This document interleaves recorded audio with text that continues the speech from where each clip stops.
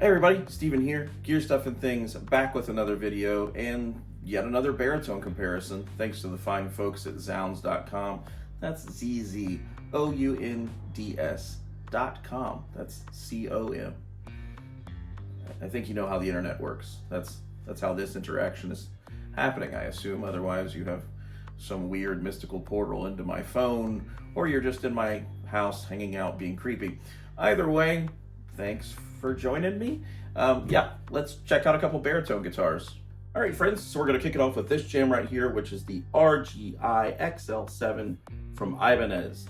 Now, Ibanez has been doing the 7-string thing since the late 90s, and they've been killing it ever since. They're kind of, I would say, on the totem pole of 7 strings and importance in music history, Ibanez is easily #1. Kicking it off from Steve Vai into Korn, which really kicked 7-string into a new world and has kind of kept it there ever since. 7-string is just as popular now as it ever was, and a lot of that has to do with the legacy of Ibanez. That's not what we're here to talk about. We're here to talk about this one in particular, which is, as I mentioned, the RGIXL7. It is a 27-inch scale baritone 7-string. So you're taking that lovely 7-string idea and making it longer so you can get lower, because who doesn't want to get longer and lower? You know you want to be longer and lower. Anyway, that got weird. Let's talk a bit about this guitar. It's made of ash in this lovely RG shape in matte black, which is very matte, but also shows off anything that your hands have ever touched on it, because that's how matte black works. It is cool to look at though. On top of that, we are moving in to this neck, which, as I mentioned, 27 inches in scale for those lows and longs. Anyhow, it is maple with purple heart down the center. It's a 5-piece neck, very comfortable, thin neck. It's what they call the Nitro Wizard 7. So it's a Nitro Wizard 7 neck. Quite thin, very comfortable, exactly what you'd expect from an Ibanez 7. I don't really know how else to explain that. If you've played one before, you know the feeling of an Ibanez 7 neck. They do a thing, it's quite flat, it feels nice. It's not for everyone, but it is nice, in my opinion. And my opinion doesn't matter that much. So, moving on from there, we got right in there some locking tuning keys from goto, whatever you want to call them, they're there. It's a really high-end spec item to be added to a guitar, which is always nice to see. Lots of tuning stability and easy string changing with those locking tuners. Very nice.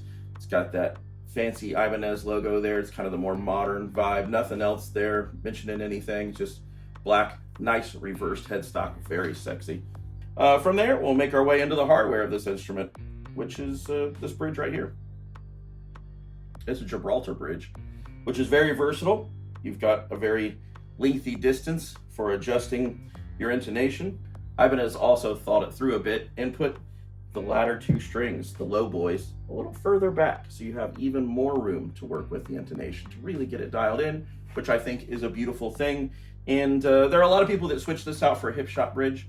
Now, I'm not sure what the true advantage of that would be. Maybe it's a little lighter, I'm not sure. I haven't looked into it that much. Hip shot makes fantastic stuff, but just in the few weeks I've had this guitar and been playing with it, I see nothing wrong with this bridge. It's perfectly capable and probably just as useful as the hip shot. Maybe I'm wrong, correct me in the comments. Never hurts to be wrong, because I'm wrong a lot, and we're about to talk about how wrong I am. Anyway, 3-way switch, not wrong about that. There are 3 positions there. Watch, this is the bridge one, this is the center one. It's gonna look like there's no pickup there, because there isn't, but it's gonna use both of these at the same time. Ooh. Ooh. And then from there, we go to that one. We're working with the neck pickup because it's the closest one to the neck. So I don't know if you knew that, but now you do. Anyway, we've got a nice switch here instead of a tone knob. I hate tone knobs, so it's pretty cool to see no tone knob on this instrument. This just does split coil stuff. So if it's back here, pointing up, we've got split coil action. So we can pretend we're playing with single coils, but we know we're not. If you press the button down, back into humbucker territory. Now, moment ago, 30 seconds ago, something of that sort, I said I was wrong. And think it's just time for all of us to accept that sometimes we're wrong. I was wrong, and it's okay to be wrong. It's good to acknowledge when you're wrong because you can learn from it. And what I learned? Well, I learned I was wrong. And I had no idea what I was talking about, but I had convinced myself I had. But I was wrong. Just kind of wanted it to soak in a bit there. Anyway, so I was under the impression that these pickups were DiMarzio deactivators. Now that is because Ibanez makes a 6-string 27-inch, or actually 6-string 28-inch scale baritone that looks almost identical to this. The pickups even look the same. So I assume that since that model has the deactivators in it, that this one did. That was stupid, and I am wrong. I was wrong, I am wrong. These are DiMarzio Fusion Edge 7 pickups. And I am correcting myself. Now, the reason that I want to reiterate that I'm correcting myself is that when I was playing this guitar for the past couple of weeks, getting a feel for it, listening to the tones, I did not like them. It took a lot of tweaking, in my opinion, of the tones I was using to get this guitar to sound the way I liked. Now, that's not to say that it doesn't sound good in its entirety and that I wasn't able to get it to sound good. I do feel like I was able to and was comfortable playing it with the tone I was able to carve using it. That being said, it just took me longer to get there because it's not quite what I want out of a pickup. But I will tell you that if you want something that's a bit bright and percussive and has a fairly compressed low end, then this pickup might be your jam. If you're someone who's falling harder into much more aggressive distortion metal type territory, then this pickup set may be exactly what you want and you may not need to do anything. Either way, fantastic guitar. They are nice pickups. They're just not something that I personally would go for. That being said, I now know that I have no clue what the DiMarzio deactivators sound like. And to everyone that I talked to about them and told you how much I didn't enjoy them, I was wrong. And thanks for letting me waste your time. Let's hear some examples of this guitar.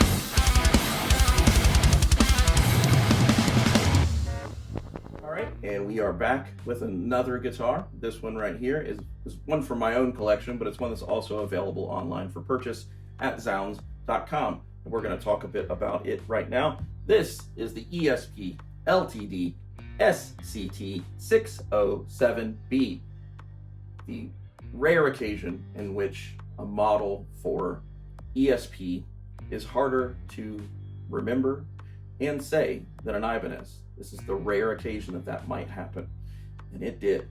Now, some of you may or may not know, but they still make this model, of course, which is why I'm covering it, but it doesn't come in this sparkly green anymore. It comes in just straight up gloss black, but you can still find new versions of this model with the green. It's just been discontinued in favor of the black. Same appointments, so not really that big of a difference there.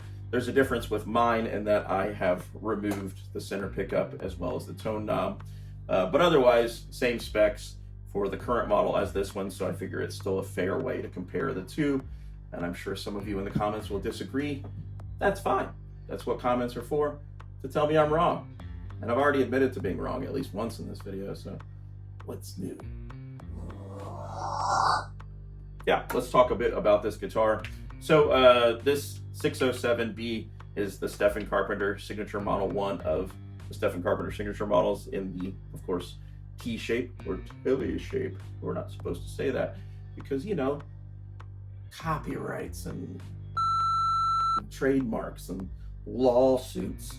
It is an alder body, which the ESP site, along with the Zounds website describe as lightweight. I can assure you, it's not lightweight. I'm not sure who at ESP got one that was lightweight, but this ain't it, boss, because it's not lightweight at all. I own a guitar that's made out of aluminum and stainless steel. It is lighter than this guitar.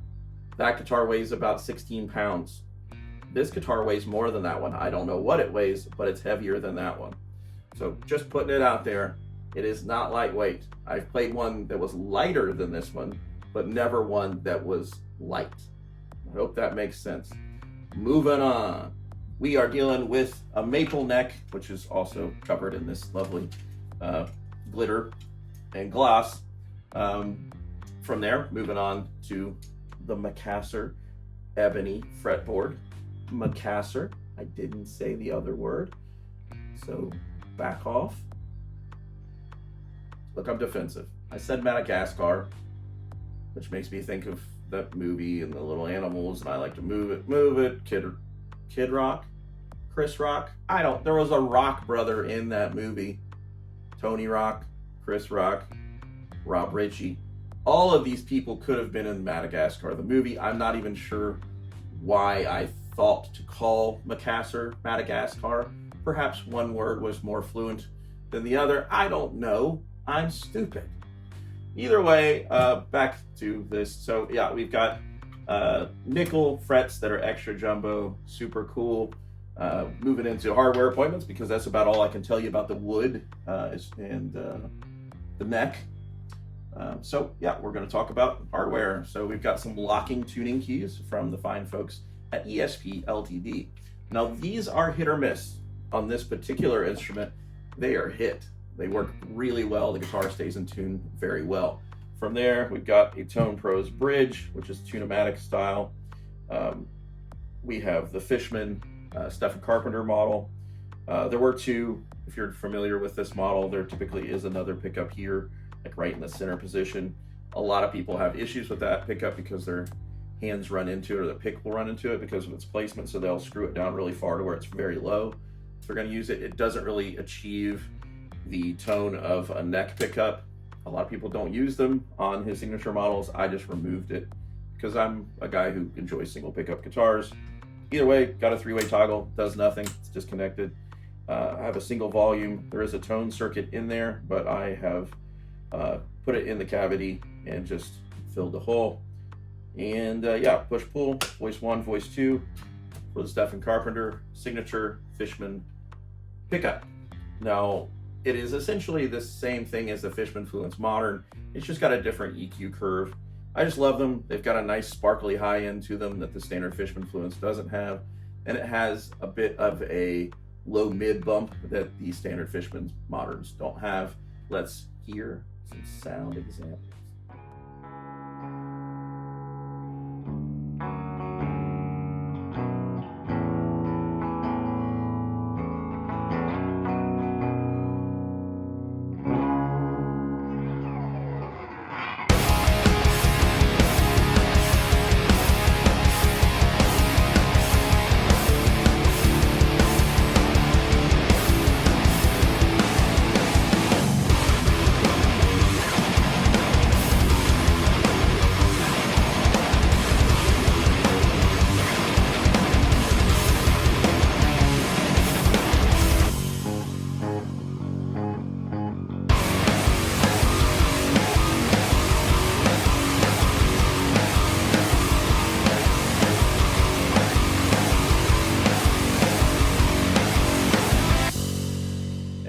Steven again, wrapping this video up. I actually filmed a whole thing to end this video, and somewhere in the process of file transfers and a hard drive dying, well, I lost it. So starting over, but I have this tiny mic. It's tiny. Anyway, let's talk about these guitars. All right, so up first we're gonna talk about the Ibanez. Wouldn't it be weird if I did the whole video like ASMR style? I'd hate me too, and that's why you're not gonna see me do that. I respect your hustle if you make money whispering in microphones like this, all sultry like, but I'm not the guy for that. Let's talk about the Ibanez. Just put it in perspective for all of you out there. If I had to do it all over again, let's say I had a budget of $2,000 to work with, and I needed to buy a 7-string that was baritone scale, or 27 inches in scale, and I had to choose between the ESP LTD that you looked at earlier in this video, as well as the Ibanez that you saw in this video, I would probably purchase the Ibanez. But let me tell you why. It's actually pretty obvious. It's significantly cheaper, and the hardware is better. So just to put that in perspective, the Gibraltar bridge is much more usable and user-friendly than a standard 2-nomadic bridge, especially considering the Ibanez has pulled those latter 2 low strings back a bit as far as where the string furls go, which is allowing you an additional layer of tension and balance to those lower strings, which is great for tuning low. And that's the whole idea of a baritone 7, is to get low, right? So having that little bit of added tension is really going to increase the stability of your tuning. Speaking of which, it comes with goto, or goto, however you want to say them, locking tuning keys. That's just an incredible thing to have on a stock instrument. You're at $1,000 for this guitar versus $1,700 for the ESP LTD.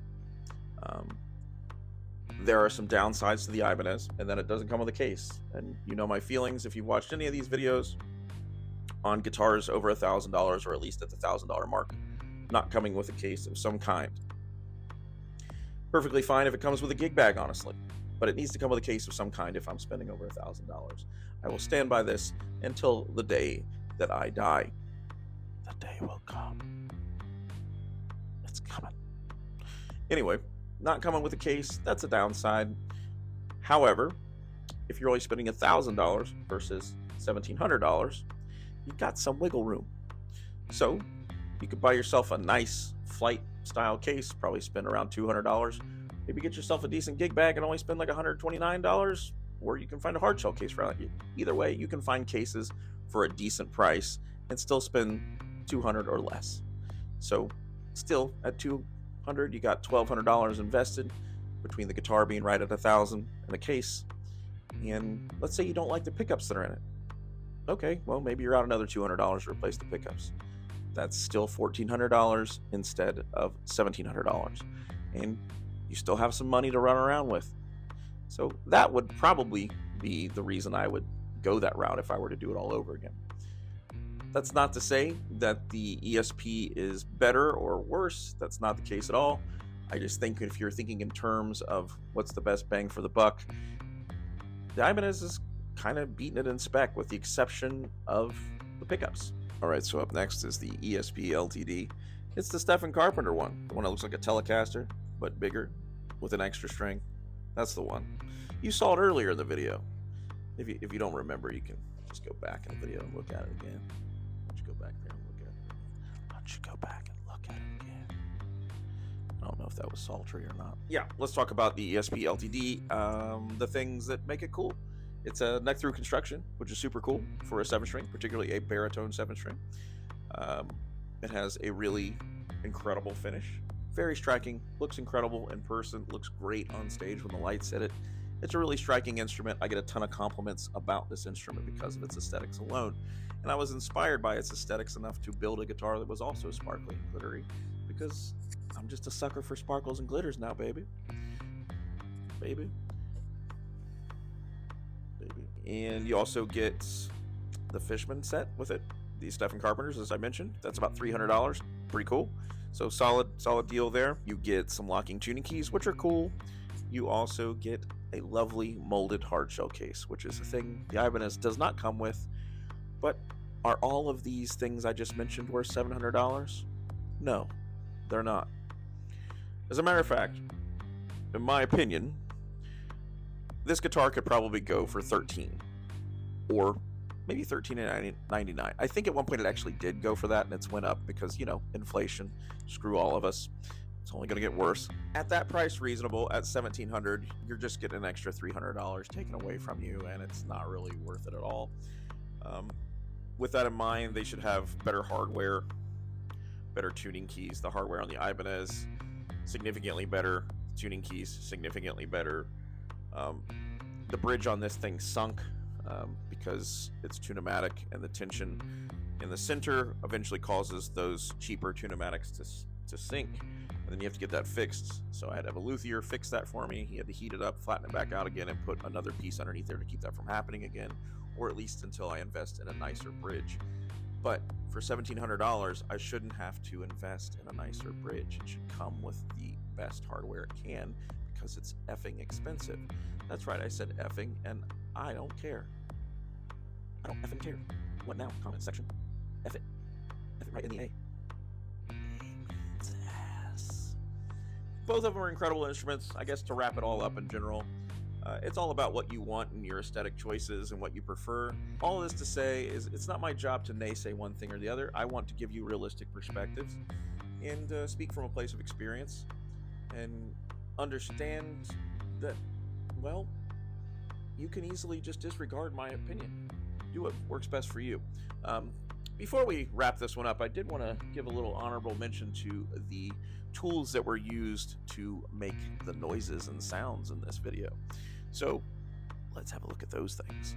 All right, so all the sounds you heard today are a combination of this jam right here, which is the ToneX ONE. It's a lovely little device. It sits just shy of $200. It will let you put 2 captures in here at a time. I do believe there's actually a way that you can put up to 4. I'm not really sure how to do that, but I think there's actually a way to get more out of it these days because they've updated the software. But either way, you can slap some captures on here and really go nuts. Most of the distorted guitars you hear in the demos are from this, and a capture of a 5153, the EL34 version, and that's what you're hearing in the thing. Great little option. This would be something that would be cool to have in your backpack as a backup, or maybe you just want a really small travel rig and you only use like 1 or 2 tones. This guy right here, that'll do it. Pretty awesome. Technology is really getting there. But yeah, $179 for that guy. I could do a whole video on that. There are plenty of videos on that particular thing, so I don't want to be the person who does that. The other stuff you hear, so any of the cleans or like delayed effects and stuff, are this jam right here, which is the PodExpress or the PodExpress. It's Line 6's newest thing from the Pod family. It can run on batteries, so if you just want to jam with headphones, say in your backyard or going camping or something like that, pretty cool. You've got tons of options here, lots of distortions, fuzzes, boosts. You know, you've got your mod stuff, choruses, flangers, that sort of stuff, reverbs, delays, tons of amp choices, all in this little thing. It also has the option of running an external button, so you can get even more flexibility out of it. Again, just shy of $200, tons of flexibility. This one you can plug into the computer and use a piece of software to edit it further. Same thing with this, and you also get access to the ToneX plugin when you get this. So there are some real benefits to each of these. I just wanted to show that these are options that are inexpensive, that are going to give you great results. And if you're someone who is looking for something new and, you know, something fun to experiment with, or you're just wanting a backup or something small you can travel with the jam with, either one of these are going to do the trick and really get you some fantastic tone results. And when you got great tones, you got nice guitars, you're going to feel better, you're going to play better, you're going to look better. I guarantee it. Thanks for shopping at Men's Warehouse. Feel free to go to Sounds and grab yourself one using those affiliate links. And as I've mentioned in every video since I've started doing things for Sounds, a tiny little drop of your purchase goes to the channel, and it helps it improve and grow over time, and I'll get more cool little tiny mics like this one so I can do more of this. Actually, that might discourage you from buying something. I'll never do this again if you buy things. It's been a blast. I hope to see you all very soon. I don't really see any of you. I do see your comments, though. And most of you are very friendly, and I'm very grateful for their little community here. And to those of you who are absolute pricks, I just delete your comments most of the time unless I'm